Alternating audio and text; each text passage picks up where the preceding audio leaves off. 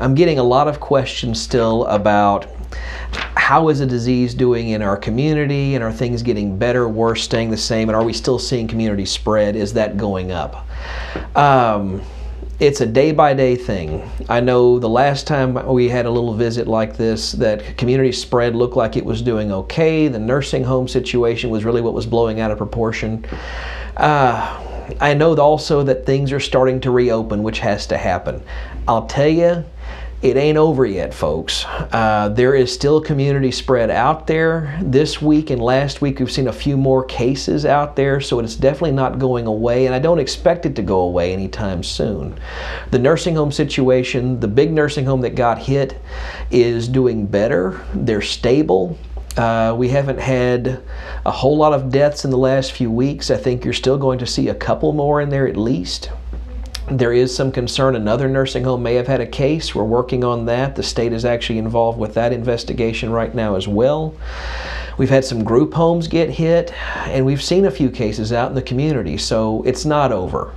Which brings me again to the thing I've mentioned before, is masks. There's a lot of misinformation going around about masks, and I thought I'd talk about that for a minute. I've already got a full-time job, maybe two, and if I had to go around and police Facebook over this stuff, I would never sleep. And I've taken the bait a couple times and responded. Maybe I shouldn't have, but I'll tell you, I even put out a little Facebook blurb myself. These masks are going to be the only way we go back to the world we knew. And I know I think people are worried that maybe wearing a mask will say that I'm scared of this virus. Well, you should be. This is not a fun virus. I wouldn't wish it on my worst enemy. But the only way we're going to keep this from spreading is if we wear masks. Now, if I wear a mask, it's not really protecting me a lot. It will drop my chance of getting it down maybe 30%. But if I wear it, I'm protecting other people, because it really drastically, maybe 95%, reduces the amount of transmission to other people. Now, if there's multiple of us in a room and we're all wearing masks, the risk of us getting this virus is really low, maybe 1 or 2%. If none of us are wearing masks, I've seen this. It runs like wildfire through businesses, through the nursing homes. So unless we start being really serious about wearing masks, we're going to have trouble. And I know there's a lot of folks out there saying that masks cause carbon dioxide poisoning or hypoxia. It's ludicrous, the things I'm seeing on Facebook. So just be very careful about what you believe on social media.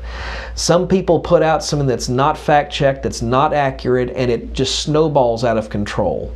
I've also seen on Facebook people saying that hydroxychloroquine and zinc and Zithromax cure this disease. That's false. There's been 20 deaths, and all 20 of them were on hydroxychloroquine and Zithromax. So it's not a cure. Don't feel like don't be in a false sense of security because you think that if I get this, I'll have this magic cure. It's not magic. It's not magic. It might help, but there's nothing that cures this yet. So the right thing right now is to be safe. I also am still hearing a lot of questions about antibody testing. And the last time I mentioned it wasn't ready for prime time. I'm still not certain it's ready for prime time. I've probably ordered the test now about a dozen times. I've had one positive. I've had a lot of folks come in and say, I'm pretty sure I had this virus already in January or February. Some even saying November, December. Every single person I've tested has been negative with one exception. And I don't like one exception being the rule here. Everybody needs to assume right now that this thing, while it may have been here in late January, February, that it wasn't prevalent then. And so until antibody testing has been rigorously examined, it's not something I would recommend people really be looking for. There was an urgent care in College Station that was selling tests for $20. I've had a few folks that tested positive there. They came into me, I retested them, they were negative. So I'm not sure if those tests were accurate or not. And on top of that, the IgM test, there's two types of antibody tests. An IgM, which looks more at the more recent infection, versus IgG, which is long-term immunity. IgM tests tend to have a lot of false positives, and so I'm not really hanging my hat on this test yet. Still the right test to do is the nasal swab, which brings me to the other question I've had. There's a lot of folks saying, well, we're seeing a lot of people that test positive one day and negative the next day and then positive again. It's all over the place. Part of that's just limitation from the test. To test right now, we take a nasal swab and we stick it well, pretty much to your brain back there. We put that swab about 4 or 5 inches into your nasal passage and get pretty much the back of your throat. Now, there is a bit of user dependency on this. If you don't get enough of a sample, enough mucus and snot, so to speak, on that swab, you don't get enough virus particles to test. What we do is we actually take that swab, it goes to a lab, and they actually amplify the virus to where they can detect it. It's something called PCR, polymerase chain reaction testing. There's some limitations. I'll tell you, the testing is getting more accurate the longer we've been going. I've had fewer and fewer what I would consider false negatives, which we were plagued with early on. The thing is, we're also seeing patients, particularly in the nursing home, that we're having to retest, once or twice to make sure they're cured. We're seeing positives persist for weeks and weeks, and the question is whether this is because of the accuracy of the test or whether they're shedding virus particles and are not necessarily infective.